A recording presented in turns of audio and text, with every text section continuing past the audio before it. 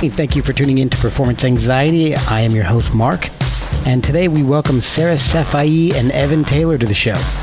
Together, they're Purple Witch of Culver. They're an experimental jazz electro-funk duo with an infusion of poetry. Sarah tells me that one of her musical influences is in fact Lisa Simpson, and Evan's parents have an unusual way of showing their support for his choice of career. And Evan's mom even calls in the middle of the podcast. The duo has 3 singles out right now, and they're like nothing else that's come out in 2020. It's kind of like a mix of vintage electronics and St. Mark's Poetry Project. Check out the music on Bandcamp or through the streaming services, and follow them on social media to find out about their upcoming releases, which they're planning on doing one per month. And I'm pretty sure they're the only Purple Witch of Culver out there. And you can follow us at Performance ANX on social media. Subscribe, rate, and review. And if you like the episodes, maybe consider saying thanks for the cup of coffee. We'll pass it around. You can do it once with no commitment after that. Now let's get things going with Purple Witch of Culver on Performance Anxiety, part of the Pantheon Podcast Network. Now who's that party cat? Nice. Okay, I think you should introduce yourself first, then I'll say we're Performance Anxiety. We're Purple Witch of Culver on Performance Anxiety Podcast. But we should say it together. Yeah, we're on Performance Anxiety Podcast. We are Purple Witch of Culver. Like Okay. that? Or we're Purple Witch of Culver. We're on Performance Anxiety Podcast. Okay. Let's try it. Should we do our ads or whatever? We don't need to do that. We're good. Okay, cool. All right. Well, I'm ready. Okay. I'm Sarah Safai, And I'm Evan Taylor. and we are Purple Witch of Culver on Performance Anxiety Podcast. And we have 2 singles available currently on Spotify, Apple Music, Bandcamp, all the platforms. And we have more music coming on a monthly basis. Yeah, released on Luantica Records. And an EP coming in early 2021. Thanks for having us. Yeah, thanks. All right, then I'm going to finish up my wine in a mason jar. That's the way I'm rolling tonight. I want to find out more about you guys, about how you got into music in general, how you met, all kinds of stuff. So I guess the first thing I want to know from each of you, and this show is all about just conversations, so don't worry about going off on tangents, don't worry about long answers, there's no time limit, nothing like that. So, Sarah, how did you get into music in the first place? Were you, did you grow up in a musical family? Were your parents really into music? Well, I suppose it was, I was surrounded by music thanks to my parents at an early age, or, from an early age. Mm-hmm. But, my mom showed me her records when I was like a kid, I was like 5 or 6 years old, like getting exposed to the Beatles and like, Blondie, Devo, like all kinds of stuff. Oh, wow. Like, yeah, a lot of stuff from like a really early age. Brian Eno. Wow. And I used to just, it was like the early 90s. So I used to just kind of like lie there and listen to the Walkman like all the time. Like my mom had all the vinyl that she like ripped to cassette tape. So that's what I would listen to. And like my parents would actually bribe me to go places by like, being like, okay, you can listen to the Walkman, and I'd take the Beatles with me, and it was really fun. That is awesome. Yeah, it was cool. That was like how I started. And then, I started playing saxophone when I was 9 years old, the alto. Oh, cool. Yeah, I played for years, like doing band and various competitions and stuff like that, taking lessons, like classical and jazz kind of stuff. And then I started playing baritone when I was 17. And that was like, whoa, like that kind of like lit up my world, Oh, really? Yeah. So saxophone, was that something that was chosen for you to start with, or was that something that you were drawn to? It was funny. We had like the assembly for band, like when we were like, I was in 4th grade, and they were kind of going through all the different instruments, and yep. I knew I didn't want to play clarinet or flute because I was just like, I don't know, like the tones just didn't really speak to me as much. And I think I went home and I was like, Mom, what should I play? And she was like, why don't you try the saxophone? And I was like, okay, because I knew about Lisa Simpson. So it was kind of just like, exactly. It was kind of a spur of the moment kind of, decision. Awesome. And I was the only girl who played saxophone too. So like, that motivated me because I got teased, so of course, like I had to be on my game. I had to really work at it. And it was really hard for the first year because I had a pretty crappy like pawn shop saxophone. Oh, wow. Yeah, I don't know. We didn't really know what we were doing. So we were like, whatever. Like we went to like this like music store that was like kind of like a pawn shop music store. And so I remember I was like almost 10 years old and I was like, Mom, should I keep playing? And she was like, yes, like keep going. Like I'll get you like a better saxophone. And so then we got me like, a better like student model Yamaha. And as soon as I got that one, it was like way easier to play. So it kind of like inspired me further, to just keep going. That's awesome. I know my kids had to do something like that. They all three of them play in we used to be marching band, and they also play in the symphonic and the concert band and all. I've got a trumpet, a tuba, and a French horn. Nice, yeah. But what they did was they just had the kids come in and try different instruments and then see which one they liked the best. So, cool. So that was a little different. But all right, so Evan, what about you? How did you get into music? Were your parents big into music? My parents were not musical by any means, really. My father is a psychiatrist. My mother is a social worker. Oh, wow. My sister was able to play piano by ear a little bit. Oh, cool. And I was kind of jealous of that because I loved music, but I couldn't crack it in the beginning. I even remember one time my cousins came over and they had been taking piano lessons, and all the kids put on a talent show and played piano, and I couldn't play, so I did a magic show. And family just humiliating experiences that really motivated me to learn something. But then nothing motivates you quite like humiliation, right? Yeah, exactly. And so then when I was about 8, my parents got me a drum set and I got a few lessons. And my mom bought me a cassette of the Beatles' greatest hits, and I just started playing along and learning all the Ringo parts. And then through the years, progressing through middle school and high school, I just learned a bunch more instruments, mostly self-taught. Oh, cool. Yeah, a lesson here and there, but that kind of continued into 2 years of school. I went to Cal Arts for 2 years and then dropped out, and then just pursued music. Oh, wow. And so you went to college for music, right? You went to the New School for Jazz? Yeah, I did. Actually, that's I moved to New York straight out of high school to attend the New School for Jazz, and it was a great experience. I was formally at the school for like a year and a half before I dropped. Okay. And I mean, I ended up I transferred into like the liberal arts program. I did psychology, music cognition, neuroscience, kind of that stuff. Oh, wow. But I was still at the school, going to sessions all the time, playing rehearsals.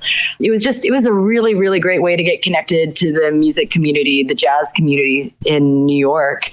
It really hooked me in. And then it just felt like the right kind of move to kind of abandon the institution aspect and just follow the music. And so what got you into jazz? Ooh, Charles Mingus, Charlie Parker, John Coltrane, the classic guys. The classic guys. I mean, I think it was like I tried out for jazz band when I was in 6th grade, and I made it. It was called Abraca Jazz, and it was like this kind of cool thing where we got to travel around to different elementary schools in the district and show off our blues scale improvisations, Okay. So I did that, and I was the featured alto player of Abraca Jazz. So that kind of was a nice little ego boost. I kept going. I remember I got my first Bird CD when I was 12, and that totally blew my mind. I mean, the first time I listened to it, I was I don't know what I'm hearing, but I kept listening, and that's cool. Amazing though. At 12 though, that's still crazy. I mean, if I was at 12, I'll see, 12. Yeah, Van Halen was me for 12. yeah, totally. So to be listening to some, pretty complex jazz and I know you said it took a bunch of listens to get into it, but still, I mean, that's pretty impressive. Yeah, I mean, it was cool. I was lucky.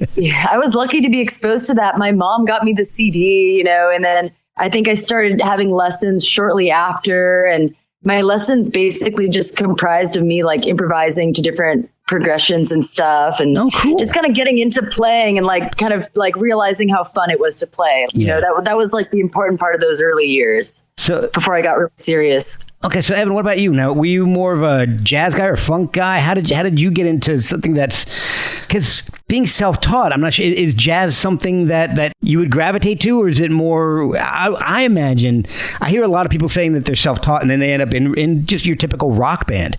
I don't see a whole lot of them going off into jazz and funk. So what was it that brought you over to that side? Well, I still always essentially consider myself like a rock or indie player. Okay. But I kind of understand this jazz language too, because I studied it and I pursued it. But that came about, I think, from just like the appreciation of jazz and like listening to it. And there was a while, kind of like when I was in college, where there's this idea that if you wanted to be a great session musician playing rock, you had to be great at jazz. So I spent so many years just thinking that I needed to do that. And I studied different concepts. But then, I got to a point where I was pretty confident with being able to use some of those concepts and fuse them with rock, then get into funk a little bit. It was just a really natural occurrence. I think, I grew up with one of my favorite bands, or my two favorite bands in high school were like Parliament and Funkadelic and the Beach Boys. Oh, wow. And, wow. Yeah. That's so awesome. It's like, major spectrum there. Yeah. So I was borrowing different aspects of both of those styles of production and composition. And I think that's what kind of lends itself to like not my quote sound, but my approach. That explains it really well. And, those, like you said, those are two really disparate ends of the spectrum there. I mean, you got the genius of Brian Wilson and the genius of George Clinton. You don't think of the two of them meshing really well, but in the music that I've heard from you guys, it now that you mention it, I'm kind of listening to it back in my head a little bit, and it's making a little more sense to me now. So yeah. All right, so Sarah, I have a question about your poetry. Ooh, yeah. You got involved with the St. Mark's Church Poetry Project, and I've heard about that, but I really don't know anything about it. Can you tell me a little bit about what it is and what it does for up-and-coming poets? Oh, absolutely. Yeah. So it's basically, I would consider it one of the most important poetry institutions probably in the world. It was founded, I believe, in the early 70s. And it's sort of like, it was this location for poets to kind of come together and experiment with like kind of pushing the boundaries. Okay. So it became like a breeding ground for a lot of like sort of just cross pollination between different arts. Like there was artists there was musicians there. Patti Smith got her start there. Various people like that. Thurston Moore came through it. Is that where Jeff Buckley did his first public performance? I want to say he did something. I don't know if it was St. Mark's, but I want to say it was something similar to that. It could be. There was like a lot of like really amazing quintessential performances there. Richard Hell came out of there too. Oh, wow. Yeah. It's like a really, really great spot for experimental poetry, and they're still pushing the envelope. They still have like amazing, an amazing lineup of readers. And so how does it work? What is it like if you go there just to, not as a performer really, but if I wanted to be in an audience there, what am I going to experience? What's it like? Is it like a concert but with poetry, or?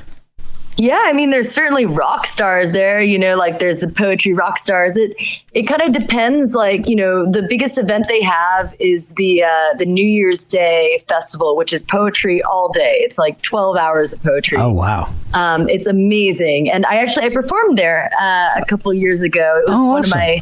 One of the highlights of my live performance career was playing on that stage because it's just so meaningful, But it's really cool, like you just for that event, you go and you're just like completely inundated with like all the latest kind of thought waves that are out there. You know, it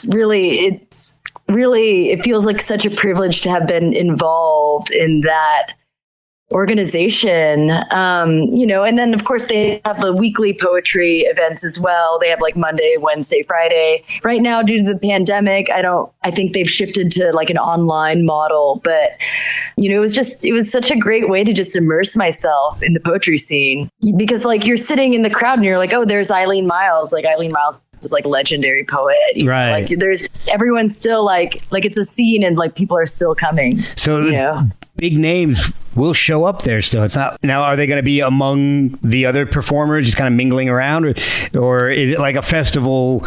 You know, where the headliners are kind of off in their own little section, shielded away from everybody.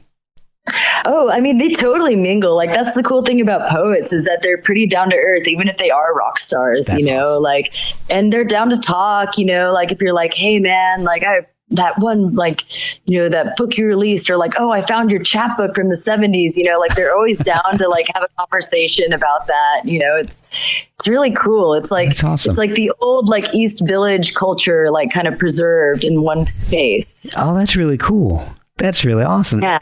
So, Evan, so your parents are not musicians, as you mentioned. At what point did you decide that music was for you, and what did they think when you told them, I want to be a professional musician? I'm assuming you already told them. Yeah, they still don't know. Okay. I was watching the MTV Video Music Awards, and I think I was watching both the bands Jamiroquai and Spice Girls perform, and I noticed that other musicians behind them who played who weren't the Spice Girls, and I was just like, oh, I wonder what it would be like to be the drummer for a touring artist or something like that, or like be the keyboard player. And they're all like, you know, killing musicians who are backing up these people at that point. I think that was in like 1997 or something. And I was like, I kind of want to do that. And I told my parents, like, I want to be a musician. They're like, okay, let's give you a list of every job that kind of is related to music, but has stability, and try to get you to do that. And they just like went down the list, like, how about you make instruments? And I was like, I don't know. I'm not handy at all. I don't you know, so it was funny. And it took years for them. You know, they were very supportive. They tried their best to get me in good situations and meeting musicians who could be mentors. Yeah. But it was a evolution with their reception to that. But they're cool with it now. You know, they actually they listen to, you know, all the tracks I work on and give me feedback. Like it's pretty cool. Oh, that's awesome. So when did you start playing out in public with bands and friends and deciding and working on your craft, basically?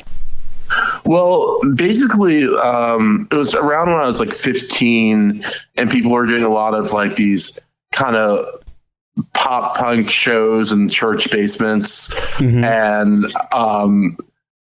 And, you know, kids would kind of like, you know, sneak beers in there and like, you know, like it was like a little like hang. And I used to do those on a regular basis with my band, which was terrible at the time. You know, I don't think anyone playing on the bill ever could sing, could play in tune, could play in time. It was just, but it was fine. It was fun. We were having fun. But then, you know, I finally got together in high school with some musicians who really, you know, excelled for being high school kids. They could sing in tune, they could sing harmonies, they could actually, one of the members of that high school band, we went on to tour like through our 20s with another artist. But cool. So we started playing in New York. We're from New Jersey. We started playing some of the spots in New York, like CBGB's and all the offshoot venues they had, like CB's Gallery, CB's Downstairs Lounge, and then Knitting Factory. I always love the Knitting Factory. Yeah, the old one. The old one, yeah. I grew up in New Jersey. I used to go there when I was Oh, really? Yeah. What part of New Jersey? Central Jersey, Hunterdon and Somerset County. You're like right on the border of the two. So Branchburg. Yeah. Cool. Yeah, I'm from Morris County. Oh, okay, yeah. Used to go there all the time. There was a little record shop on the second floor of some building in Morristown called Pellet Records, and I used to go there all the time and buy bootlegs. Oh yeah. Yes. Cool. Awesome. I doubt they're still there because the guy the guy was probably in his late 50s, early 60s, and he wasn't even the owner, but he was there all the time. And that dude was on his last legs in the 90s. So I doubt that place is still around. All those record stores close. It's so awful because when I grew up in Madison, New Jersey, we had 2 record stores on the same block. Yeah. And one was like the alternative one where like the hip kids who drank a lot of coffee would go to. And then the other one was known as the corporate one just because they had 2 other locations. Oh, so a little bit of success, a little bit of local success equals corporate. Yeah, exactly. I love it. So it's like, oh, I don't go to that shop. Yeah. I go to I go buy my Husker Du and Dinosaur Jr. at the other place. Exactly. We'll be right back after a word from our sponsors.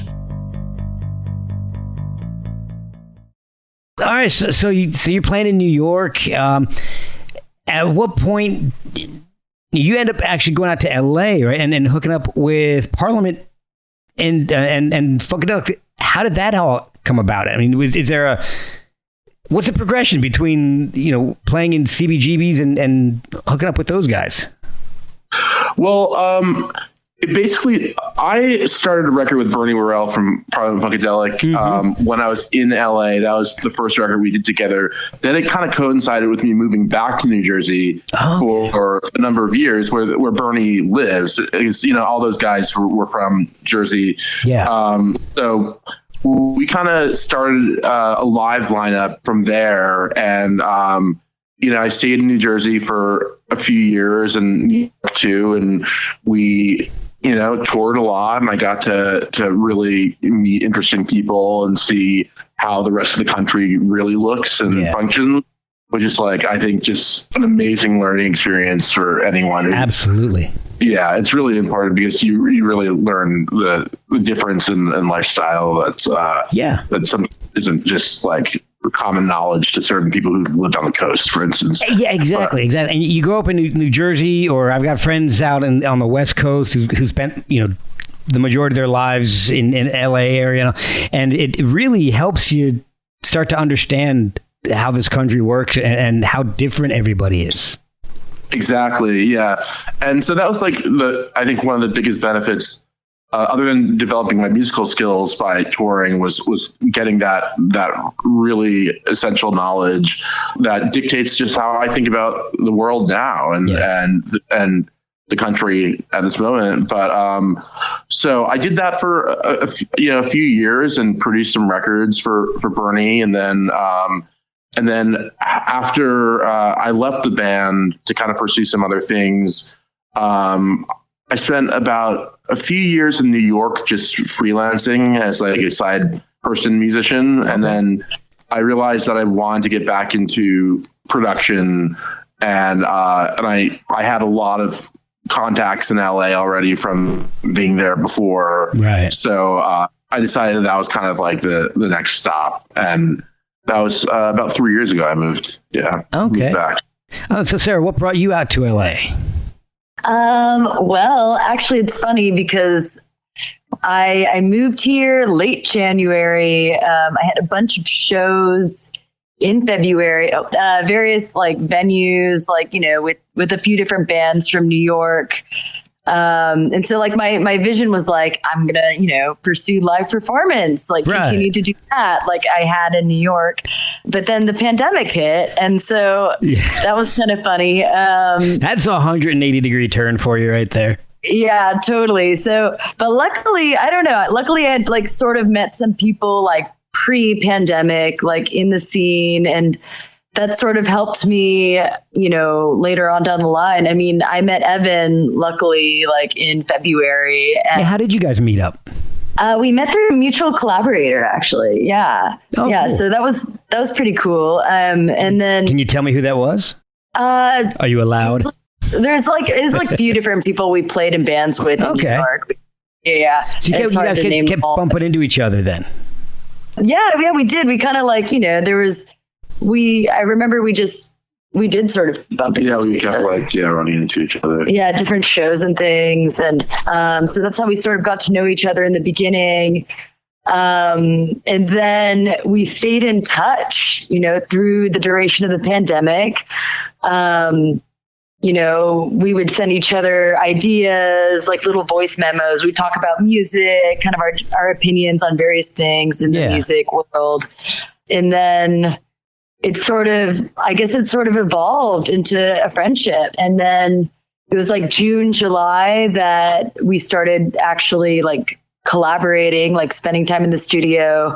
But Trig and like Purple Witch, the project itself came about really spontaneously in a way.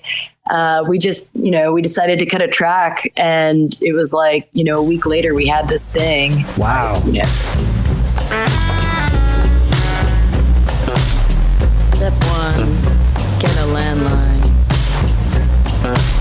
Jump off the pedestal.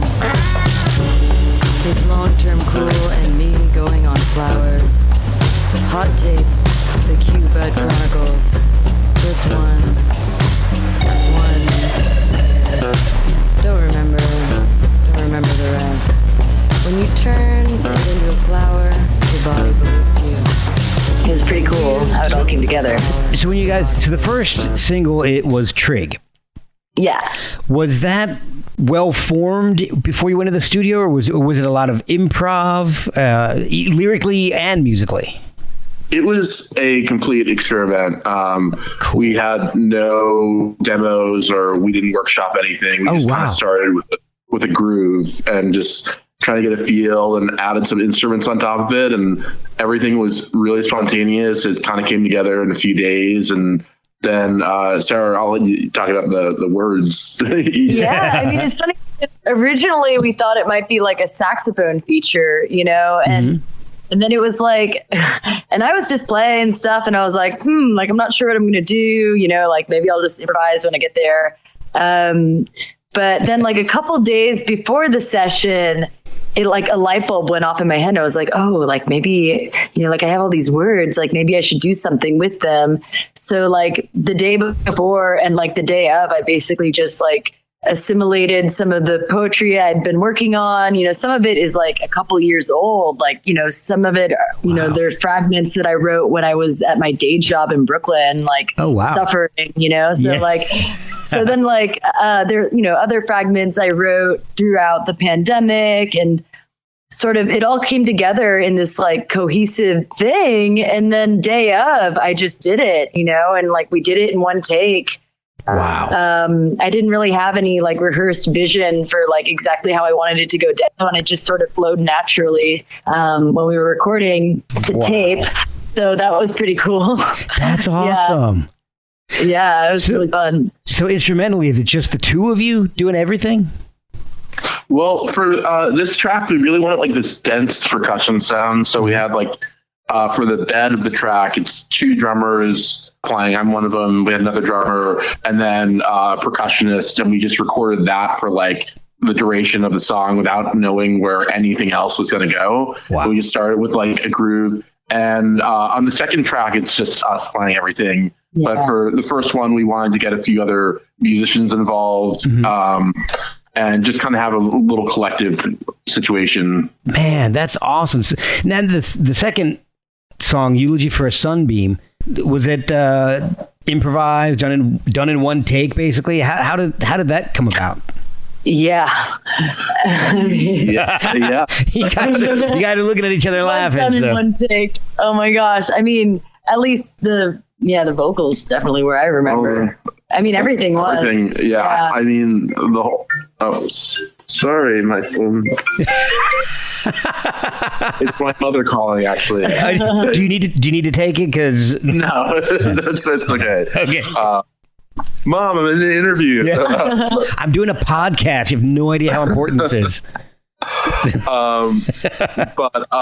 Yeah, the second one really, like, I was kind of doing some experiments with like just different frequencies and like grooves with electronics and like actually vintage electronics, nothing like new. We didn't use any like new technology for it. Oh, but, cool. But I was just getting some sounds with some old synthesizers and such, and then I started playing some drums over it, and then got to the organ, and then suddenly I just kept stacking it with stuff, and Sarah was kind of grooving to it and starting to get her flow down. And then, she took some time to string together some of her ideas and then just like knocked it out in one take. Wow. Yeah. Man. That was wild. Big, I remember when I realized it had nothing to do with you. We reconfigure as purpose, continuous revisions.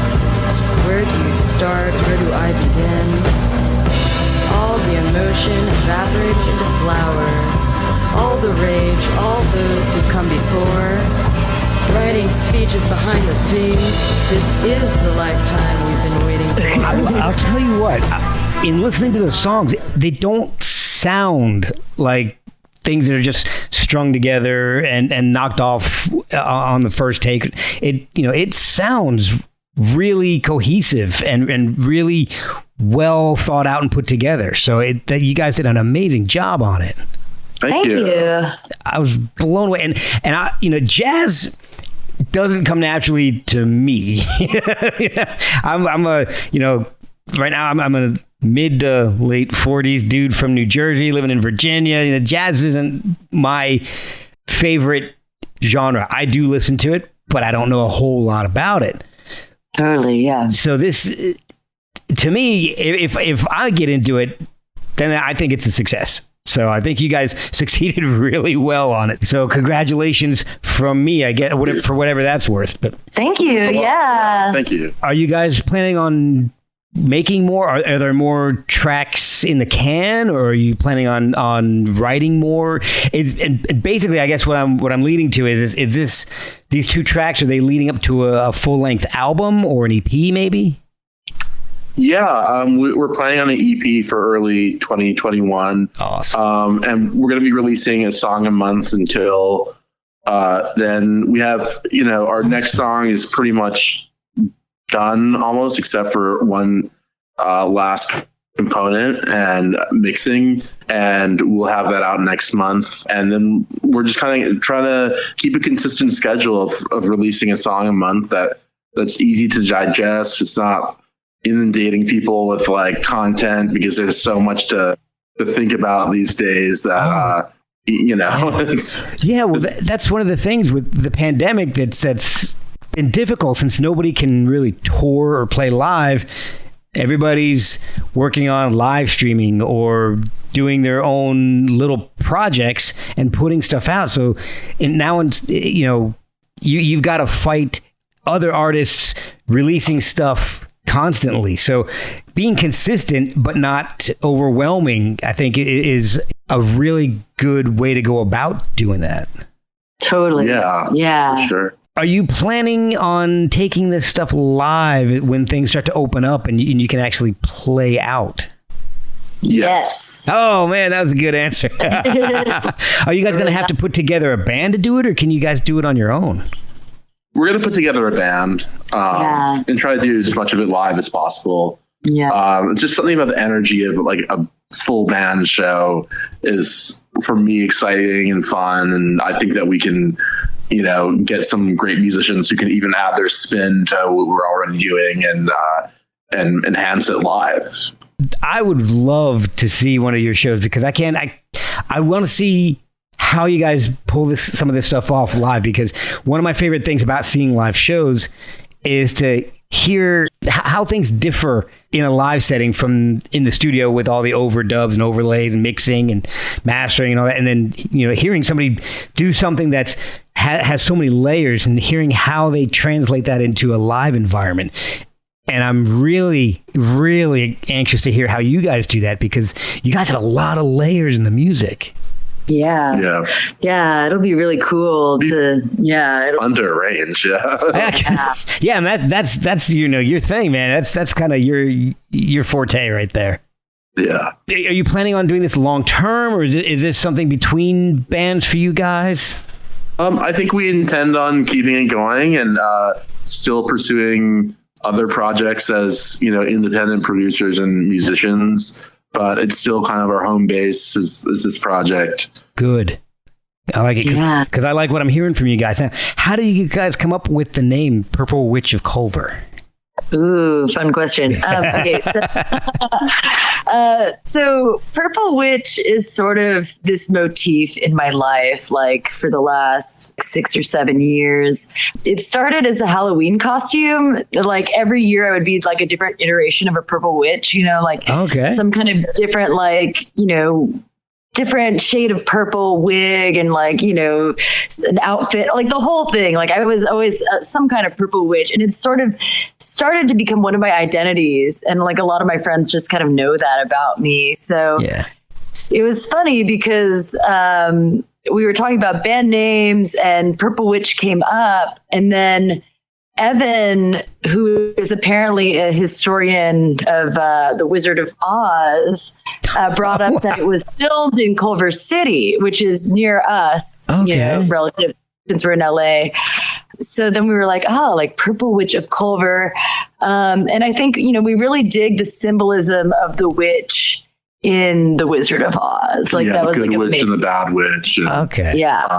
So we kind of tied it all together. It actually was a really quick process of coming up with this name. It was like a 10-minute phone call. Yeah. Really? We didn't workshop it for days like some other bands. We're Purple Witch of Culver. We're like, let's just do it. That's awesome.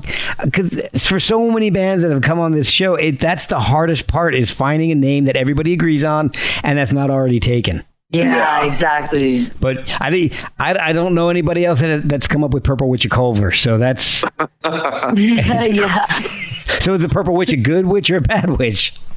Oh, definitely good. Okay, definitely. good. We only mess with the good magic. That's good. Well, guys, this has been a blast. I'm looking forward to new music. Where can people keep up with you guys and find the new releases as they come out? Well, a few different places. You can follow us on Spotify. That's a good way to get the notifications. Mm-hmm. We're also on Bandcamp if you want to download the songs and also be notified of the new releases. Then, we're on Apple Music, YouTube, like all the different platforms, actually. Instagram. Oh, yeah, Instagram. Yeah, you can follow us on Instagram. Oh, awesome. Purple Witch of Culver. It's kind of fun, it's like a good way to stay connected. Yeah. Everybody complain, and myself included, complain a lot about social media, but man, it's helped out a lot during this pandemic. It's helped so many people stay in touch with friends, bands that they like, our other artists that they like, and so much as I myself knock it's really, really helped out a lot of friends that I know who are musicians and artists in other mediums to kind of stay afloat and keep their creative juices flowing. So yeah, I'm the same way with social media. I've basically stayed away from it for most of my life, but I realized during the pandemic, there are a lot of people who are just feeling very isolated, and it is a really immediate way to feel connected and feel immersed in some sort of scene or cause. Yeah. And so it is, I think it has kind of found a place that's been a positive kind of use of it. Yeah, it had. And for a medium that has had so many negative things associated with it, it's really actually helped out a lot of people, I think. So are you guys planning on doing any live streaming events or anything like that? I know that was real popular way early in the pandemic. I said like PP, like pre-pandemic, and then the AP after pandemic. Maybe I'll start calling periods of time AP or PP. That's so funny. I was going with BCE and like before COVID era and like after COVID era. There's like, so far, 10-month span of the DCE. during the COVID era. Yeah, I know. Oh my God, it's wild. Yeah, I mean, so have you guys ever thought about doing anything like that? Doing a little live stream or event like that, or maybe streaming. You guys working things out in the studio. I've seen some of that too. Definitely. Yeah. We will definitely be doing some sort of live stream in December. Yeah. We're still trying to pick our platform. Yeah. It will at least be on the label's Instagram or something like that. But we're trying to see some of these other kind of sponsored outlets now that reach even further. We're looking into that. So we're going to see what's effective. But either way, we'll have something for everyone. And what label is it that they should follow for that? It's Loantica Records, spelled Loantaka. It's often mispronounced, but it's my record label, and it's I run it, and we'll probably be streaming from that Instagram if it's not something else, but we'll keep everyone posted. Awesome. And I'm glad you pronounced it for me because I saw it written down and I was like, I don't want to butcher that. So thank you. Everyone does. Yeah. Well, guys, thank you so much for spending so much time with me today and explaining everything. This is a really wild story to get you guys together. And the music is so unique, which is what kind of drew me to it. Once I started hearing it, I'm like, this is good. I really hope they start putting out some more stuff. So hearing that you guys have plans to release stuff every month, that brightens my day, makes me feel good. So thank you guys. Yay, thank you. Dissolve me.